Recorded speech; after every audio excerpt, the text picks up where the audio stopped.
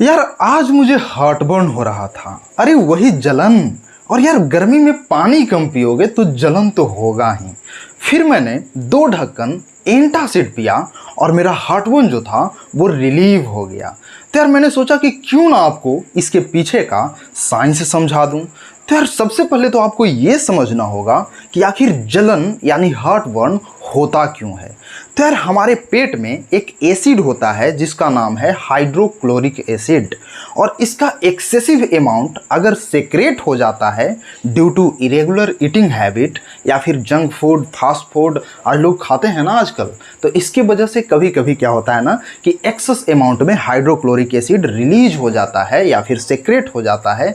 तो उसके वजह से जब हमारे अमाशय के दीवार पर वो चिपकता है ना या फिर लगता है ना, सटता है ना, तो क्या होता है, हमें जलन की अनुभूति होती है।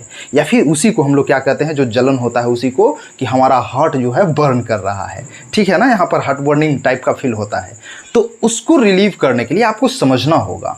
तो अब समझो कि इस हार्टबर्न को हम लोग शांत कैसे कर सकते हैं। तो हार्टबर्न हो क्यों रहा है, तो एसिड के वजह से। अब हम लोग केमिस्ट्री में क्या पढ़े हैं कि एसिड का कट्टर दुश्मन कौन होता है, बेस, जिसको हिंदी में क्या कहते हैं, क्षार क्या कहते हैं या फिर भस्म कहते हैं।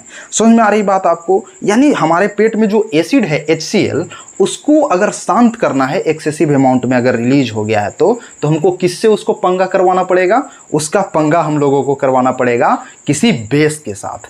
फिर हम लोग क्या करते हैं, बेस को खाने के लिए यानी उसको शांत करने के लिए कौन सा बेस हम लोग इस्तेमाल करते हैं। तो जनरली आप जो भी एंटासिड लेते हो, चाहे आप सिरप के फॉर्म में लो, चाहे आप टैबलेट के फॉर्म में लो। अब इसमें टैबलेट है, अब देखो, अब लोग बोलेंगे कि यार ये तो डाइजिन का टैबलेट लग नहीं रहा, एंटासिड का टैबलेट लग नहीं रहा। तो ये एक्चुअली गवर्नमेंट का एंटासिड है, गवर्नमेंट द्वारा सप्लाइड एंटासिड है। इसके वजह से आपको उतना एडवांस इसका जो पैम्पलेट है बाहर का वो दिख नहीं रहा कवर। तो मैं आपको क्या बताना चाह रहा हूँ कि चाहे आप एंटासिड सिरप लो, चाहे आप एंटासिड का टैबलेट लो, जनरली आपको इसमें जो बेस मिलेगा ना वो 3 टाइप के बेस मिलेंगे। और कौन कौन मिलेगा, तो आप या तो आपको मिल जाए मैग्नीशियम हाइड्रोक्साइड, या फिर आपको मिल जाए एल्युमिनियम हाइड्रोक्साइड, या फिर उसमें मिलेगा क्या, कैल्शियम कार्बोनेट। यानी जो भी आप एंटासिड लोगे ना उसमें किन्हीं एक जो है अवेलेबल हो सकता है या फिर 2 भी अवेलेबल हो सकता है। ठीक है ना। तो ये जनरली आपको क्या होता है, ये 3 बेस आपको देखने को मिलते हैं, मैग्नीशियम हाइड्रोक्साइड, एल्युमिनियम हाइड्रोक्साइड और फिर कैल्शियम कार्बोनेट।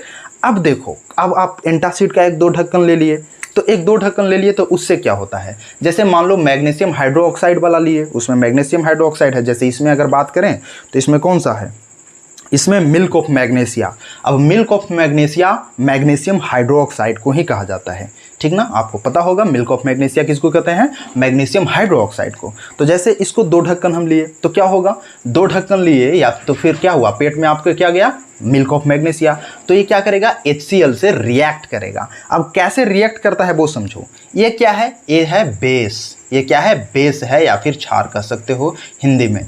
ठीक है ना, तो ये या फिर भस्म कह सकते हो। तो ये बेस जो है जब एसिड से रिएक्ट करता है ना तो एक न्यूट्रलाइजेशन रिएक्शन होता है, जिसको हम लोग क्या बोलते हैं, न्यूट्रलाइजेशन रिएक्शन बोलते हैं। एक रिएक्शन होता है जिसको न्यूट्रलाइजेशन रिएक्शन बोलते हैं। ठीक है, और न्यूट्रलाइजेशन रिएक्शन में क्या होता है कि एसिड और बेस आपस में रिएक्ट करके साल्ट प्लस वाटर में क्या होते हैं, स्प्लिट होते हैं, डिवाइड हो जाते हैं। पहले क्या था, एसिड था आपके पेट में, आपने क्या किया, बेस को ले लिया। तो बेस और एसिड दोनों जब मिलता है ना, रिएक्ट करता है ना, तो क्या बनाता है, salt plus water, salt and water का फॉर्मेशन करता है। अब ज्यों ही यहाँ पर साल्ट और वाटर बना तो क्या होता है, एसिड का प्रभाव खत्म हो जाता है। बेस उससे मिलता है और कहता है कि ये तुम अपना प्रभाव को उसको क्या कर देता है, दबा देता है। तो उसका प्रभाव खत्म कर देता है, छीन कर देता है। तो प्रभाव ही जब खत्म हो गया तो फिर आपको क्या करेगा, वो टकराते रहे आमाशय के दीवार से, कोई फर्क पड़ने वाला नहीं है। तो आई थिंक आपको समझ में आ रहा होगा। सिमिलरली एल्युमिनियम हाइड्रोक्साइड वाले के साथ भी कंडीशन वही है। HCl से रिएक्ट करेगा तो क्या बना देगा, एल्युमिनियम क्लोराइड, और प्लस में वाटर बना देगा, यानी सॉल्ट प्लस वाटर में कन्वर्ट हो गया। और सॉल्ट प्लस वाटर में कन्वर्ट हुआ तो एसिड का शक्ति ही खत्म हो गया, और खत्म हो गया तो फिर वो क्या रिएक्ट करेगा यार, क्या ही जलन पैदा कर सकता है। समझ में आ रहा है ना बात आपको। सिमिलरली कैल्शियम कार्बोनेट, अब ये देख लो कैल्शियम कार्बोनेट भी जब रिएक्ट करेगा HCl से तो क्या बना देगा, कैल्शियम क्लोराइड बना देगा, इसके अलावा वाटर बना देगा एंड CO2 बना देगा, यानी सॉल्ट एंड वाटर में स्प्लिट हो रहा है। और जैसे ही साल्ट एंड वाटर में स्प्लिट होगा, कोई भी न्यूट्रलाइजेशन रिएक्शन हो, साल्ट प्लस वाटर में क्या होता है, डिवाइड हो जाता है। न्यूट्रलाइजेशन रिएक्शन में क्या होता है आपको पता होना चाहिए कि एसिड एंड बेस आपस में रिएक्ट करके सॉल्ट एंड वाटर का फॉर्मेशन करते हैं, ठीक है ना। और इस कंडीशन में सॉल्ट एंड वाटर बना तो फिर क्या होता है, हम लोग को कोई फिर मतलब उसका एसिड का इम्पैक्ट समाप्त हो जाता है और कोई जलन की अनुभूति हम लोग को नहीं होता है, ठीक। अब देखो जनरली इनो, अगर हम लोग इनो की बात करें, इनो हम लोग पी लेते हैं, तो इनो में भी अगर आप देखोगे ना तो उसका इंग्रेडिएंट अगर पढ़ोगे तो उसमें आपको खाने वाला सोडा मिलेगा, उसमें लिखा होगा सोडियम बाइकार्बोनेट, ठीक है ना। अब देखो सोडियम बाइकार्बोनेट जो है ना माय डियर, वो भी एक बेस ही है, ठीक है। सोडियम बाइकार्बोनेट भी बेस ही है, जिसका फॉर्मूला क्या होता है, उसका फॉर्मूला होता है NaHCO3। अब देखो NaHCO3 तुम खाते हो, मान लो खा लिया, तो अब NaHCO3 जैसे तुम अगर भी मान लो तुमको एसिडिटी बहुत ज़्यादा फील हो रहा है, तुमको गैस ज़्यादा फील हो रहा है ना, तो तुम घर का मिठका सोडा जिसको बोलते हैं हम लोग की तरफ तो मिठका सोडा ही बोलते हैं, ऐसे सोडियम बाइकार्बोनेट तुम इंग्लिश में बोल सकते हो, या फिर खाने वाला सोडा के नाम से भी उसको जाना जाता है। तो एक चुटकी उसका खा लो, और बहुत ज़्यादा जब तुमको लग रहा है ना तो तुम चाहोगे तो आधा चम्मच उसको पानी में घोल के और पी करके देखना, तुम्हें जलन अगर हो रहा होगा ना तो शांत हो जाएगा।